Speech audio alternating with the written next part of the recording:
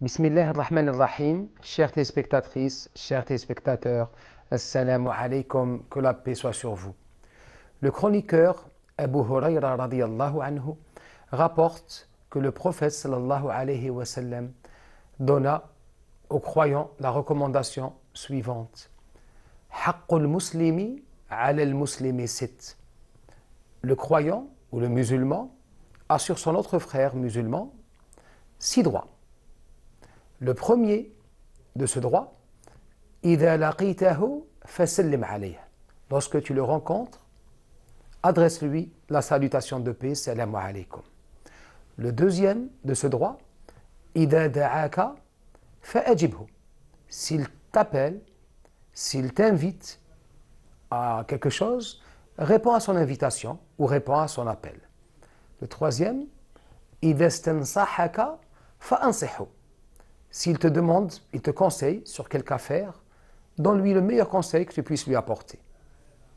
إِذَا عَطِسَ وَحَمَدَ اللَّهَ فَشَمِّتْهُ. S'il éternue, et en éternuant, il dit louange à Dieu, comme le veut la sunna, alors implore la miséricorde de Dieu pour lui. إِذَا مَرِضَ فَعُدْهُ. S'il est tombe malade, rends-lui alors visite. Et le sixième de ses droits, du croyant, du musulman sur son frère, إِذَا مَاتَ فَأَتْبِعْهُ. Lorsqu'il décède, suis son enterrement ou suis son cortège funèbre. Dans ces 6 recommandations, ou ces 6 droits que tout musulman a sur son frère musulman, le prophète sallallahu alayhi wa sallam, sachant très bien que l'islam, qui a dans les commandements sacrés, dans ces commandements sacrés, 2 types de commandements. Des commandements qui réglementent ou organisent la relation du croyant avec le Seigneur, tabaraka wa ta'ala, qu'on appelle le fiqh al-ibadat, c'est-à-dire dans la verticalité. Le deuxième type de commandements sont ceux de l'horizontalité, c'est-à-dire de la relation du musulman avec ses semblables, avec ses frères et ses sœurs. Les droits, il y en a beaucoup. Les interdits également. Mais ces 6 droits, par-delà leur aspect réglementaire, ou disons leur aspect de commandement divin, ils ont la particularité d'avoir une signification plus profonde, une signification de adab et de bienséance avec ses semblables, et plus particulièrement avec nos frères et nos sœurs en religion. Le salam, tout d'abord.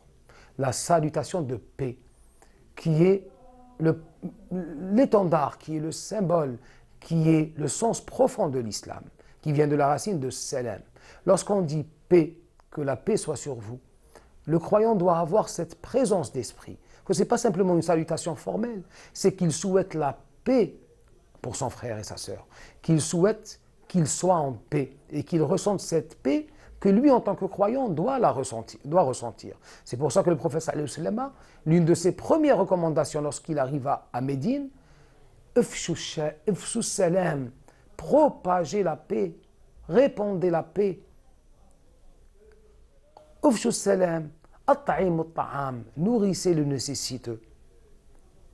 Silul arham, rendez visite à vos proches, maintenez ces liens qui vous unissent. Qumul layla wa nasu liyam, accomplissez la prière la nuit pendant que les gens dorment. Tadkhulul jannata bi salam, et vous rentrerez au paradis en paix. Lorsque le croyant ou le musulman convie son frère à quelque chose, à quelque occasion, à quelque célébration, il est de son devoir également d'y répondre.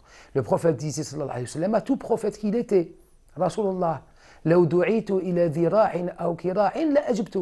Si je suis invité à quelques repas, je répondrai positivement, je répondrai favorablement, je répondrai par l'affirmative. Mais également et surtout le conseil. Ad-dinu an-nasayha. La religion, c'est de vouloir le bien à autrui, c'est de conseiller les autres.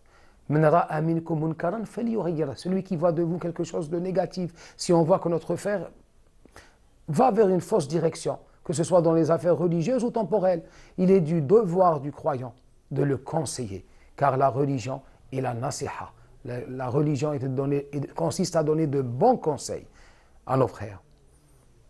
إذا مرض فعده.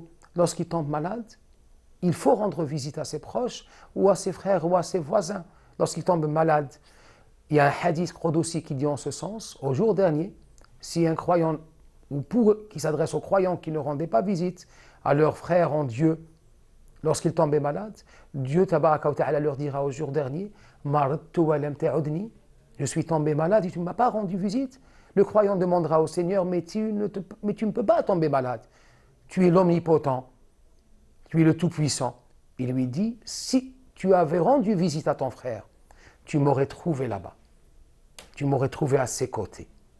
Et enfin, l'obligation du croyant est d'assister aux funérailles de ses frères en Dieu. Il y a un hadith en ce sens qui dit que celui qui assiste aura un qirat de hasanat, de bonne action. Celui qui suit le cortège funèbre, on en aura deux. En ce sens, le prophète sallallahu alayhi wa sallam nous renvoie vers la sacralité de la vie et que la mort n'est pas une fin, que la mort est un commencement, que le mort, on l'accompagne vers l'autre monde. C'est le début de tout, disaient les anciens philosophes, la mort. Et le prophète sallallahu alayhi wa sallam nous dit également que la mort, par-delà le Coran, le Coran nous y rappelle, kuntum amwatan fa ahyakum, vous étiez mort, il vous a donné la vie. Yumitukum thumma yuhyikum. La mort n'est qu'un passage et l'obligation du croyant est d'accompagner son frère vers ce passage. Et dans ces 6 recommandations du prophète sallallahu alayhi wa sallam, c'est encore une fois et toujours l'islam qui cherche la préservation des liens, ces liens sacrés qui maintiennent la cohésion sociale de la Ummah. Que le Seigneur tabaraka wa ta'ala nous fasse au nombre de ceux qui écoutent et qui mettent en application les commandements du prophète sallallahu alayhi wa sallam. Wassalamu alaykum.